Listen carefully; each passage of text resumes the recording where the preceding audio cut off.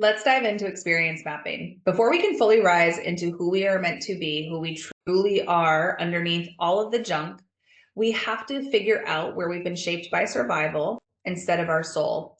And that is where we are carrying shame, betrayal, comparison, anger, rage, resentment, whatever these deep emotions are for you. Now, I've outlined some in here, but of course, there are other emotions that are plaguing you.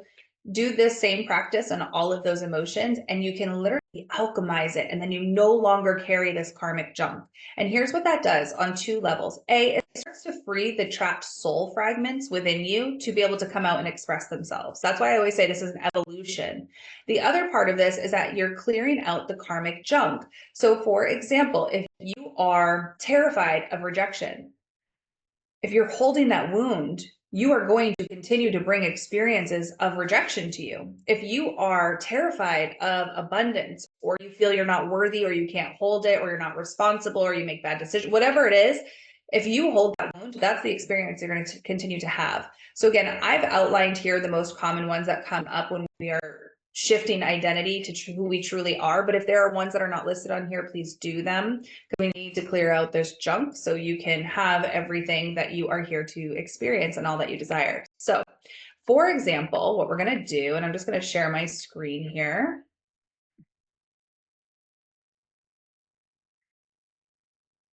Okay, this is what it looks like to do experience mapping. This is my version of it. So we're going to look at the emotion of betrayal. I want you to take time to reflect on all the times that you felt betrayed, taken advantage of, abused, neglected, let down, all of the times. I want you to think about childhood, adolescence, adulthood, your career, your personal life, whatever. I want you to dump them all here.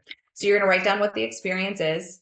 You're going to put a 1 out of 10 for the emotions that you felt. 1 being you were the least bothered by it, 10 you were extremely bothered by it. And then you're going to put the habit or pattern that it developed. If you can see it, maybe you see it now. Maybe once you fill up this whole column, you'll see a pattern emerge. For example, my father abandoned me. Obviously, I felt very unworthy and sad about this, and it was a 10. It was extreme for me. The habit, the pattern, the belief that it created is I'm not worthy of love, and now I'm avoidant in relationships. So now we know a habit or a pattern, and it's rooted in this betrayal wound. So we can start to peel back these layers. So the first part here is we're going to go through betrayal, shame, fear, anger, and rage, feeling stuck or trapped, feeling like you compare yourself a lot or have been compared. And then decision making, because decision making's here. Because I actually find that when we're clearing and we're doing the quantum clearing, a lot of people are holding grudges against themselves about decisions they made. Like, I should have known better. I shouldn't have been with that partner. I should have made a different choice 10 years ago. So we need to clear out those times as well. Those are just building patterns that you can't trust yourself to make decisions. And then you're going to go through this list of questions for each of those emotions. You're going to explore what happened. Tell yourself the story from the perspective of the version of you. So for example, if something happened when you were 5, don't tell the story from who you are today. Let the 5-year-old speak, because this is what it can look like. Say your mom shamed you. And as a 5-year-old, you would think, oh, my mom said XYZ to me. I felt so bad. And here's, I was so embarrassed, and I went into my room and I hid and whatever. The adult version will also often say, well, when I was 5, my mom did XYZ. And I remember feeling really embarrassed, but I know that came from her programming, and I know she was doing the best she could with the tools she had at the time. And we start to make excuses, and it's fine to have that awareness, and it's fine because we don't need to go into a blame situation here, but that's not the point. It's not about the other person. And when you do that, you're actually dismissing your inner child, because once you neutralize this, you don't need to explain it for either parties. When this experience is truly neutralized from your soul, you can tell this story without feeling like you have to defend your mom or defend yourself. You can just tell it from a different perspective. So if you are explaining things away, we know there's a wound there. So tell it from the perspective of the 5-year-old, the 12-year-old, the 17-year-old, the 25-year-old, the 50-year-old, the 80-year-old, whatever. What are the feelings that were happening? Did you feel it in your body? What do you feel even right now as you think about this memory? Do you just feel really sad for yourself? Do you feel really angry? Like, what are, because you can be holding the emotions of the 5-year-old and then holding the emotions of the adult. So there's like kind of a dual thing here where we've got to let things go, not let things go, but we've got to heal. What did you need in that moment? What should have happened? And then did that experience develop a belief system?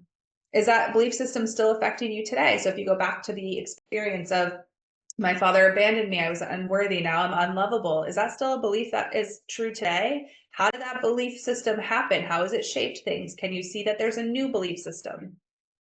And then just take time to understand for everyone involved, right? So take time to understand the father's perspective, your perspective, whoever's perspective in these different scenarios. You don't have to forgive anybody. You don't have to make excuses. You don't, but it's just understanding the full perspective of the situation, seeing everyone's part in it, good or bad, so that you can acknowledge all parts of you. And then clear the belief system. Create a new one like we did in the last module, right? Where we went through the belief systems and we create empowered ones. That's what we're going to do here as well. And then this is a great time to do some of the energetic clearing. So whether you go and do one of the meditations or the quantum activations to move this energy out of your body, whether you use the rituals and prayers to lift the energy out of the body, but you want to get clear on what you need to lift. So you need to do this exercise first, allow it to settle and integrate, allow for all of this to come up, because you might bring up the betrayal wound and then over the next 3 days more memories of betrayal come up. So like allow it all to come up, and then this is a great time to go into one of the quantum exercises so that you can just really like let go and release.